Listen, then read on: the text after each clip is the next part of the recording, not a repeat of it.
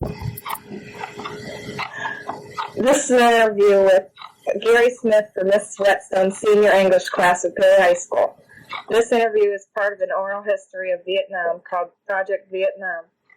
This interview is being conducted at 1630 Cleveland Avenue Northwest on November 29th, 1988. My name is Karen Fritz. In what branch of the military did you serve? United States Marine Corps. How old were you when you served in Vietnam? 23. What was your highest rank? E4 Corporal. What was the assignment while serving in Vietnam? Yeah, the outfit I was in mostly was on search and destroy missions the whole time I was there. And that search and destroy, you go out in either squad or fire team or platoon size groups, and you look for the enemy and fight them. Were you drafted or did you enlist? I enlisted in 1963. During what years was your tour of duty? 1966. Could you describe your first impression of Vietnam? A zoo. Mass confusion, basically. Mass confusion, what do you mean? Yeah, just people running. You get off of an airplane and see people just going in every direction, and everybody acts like they don't know what they're doing, but they do. But being new in the country, that's the impression that you get. What about Vietnam was different from what you had expected? Vietnam, there was desert, swamps, a lot of forest, heavily denselated, a lot of rivers.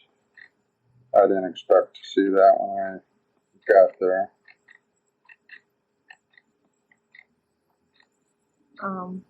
What about Vietnam was different from the fighting in previous wars? I believe in Vietnam, the whole country was a war zone where you really had no secure area that you could feel relaxed at any time of the day or night. What do you remember most vividly about Vietnam? Oh, the guys that never came back, probably. Ones that were wounded. Do you have a lot of friends that never came back? A lot of them. What fears dominated your life while you were in Vietnam? Yeah, the fear that you have while you're there is whether or not you're going to come back. And then every day, the duties that you perform, going out on search and destroy missions, stepping on booby traps or confronting the enemy and fighting. Daily fear. How would you summarize your feelings about the war? Well, I really believe that we should have been there, maybe not for the reasons that we were there, but I do believe that they're a communist country, the North Vietnam was, and we should fight communism. When someone mentions Vietnam, what are the first thoughts that come to your mind? Well, it's hard to believe, but in the last 22 years, the question's never been asked of me. Nobody's ever really wanted to know, I guess. So you've never really talked to anybody? No, never. What will you never be able to forget about Vietnam?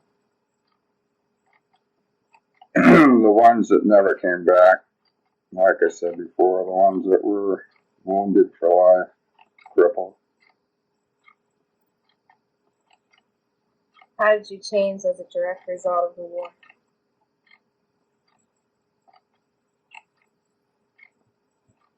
I think everybody grew up faster from being there than if they would have never been there. What is the most important thing you want people to understand about Vietnam?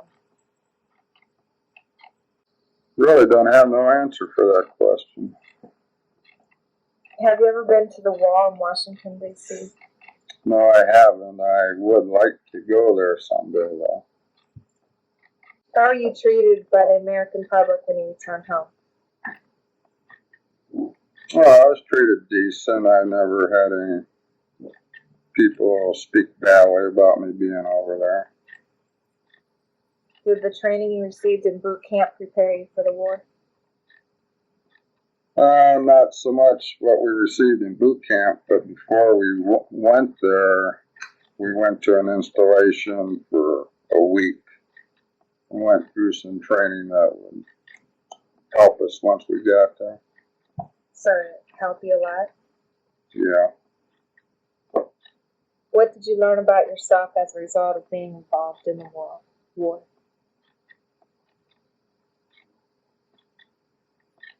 I guess just the fact that I survived Vietnam, I learned that to overcome difficulties or hardships. Do you have any definite feelings toward the Vietnamese people? No feelings really, one way or another. Would you go back to visit if you had the opportunity? No, I would not. When you look at the American flag today, what do you feel? Oh, loyalty, respect for the flag, love of country. On behalf of Perry High School and students involved in Project Vietnam, we would like to thank you for your time and contribution. Thanks, Gary.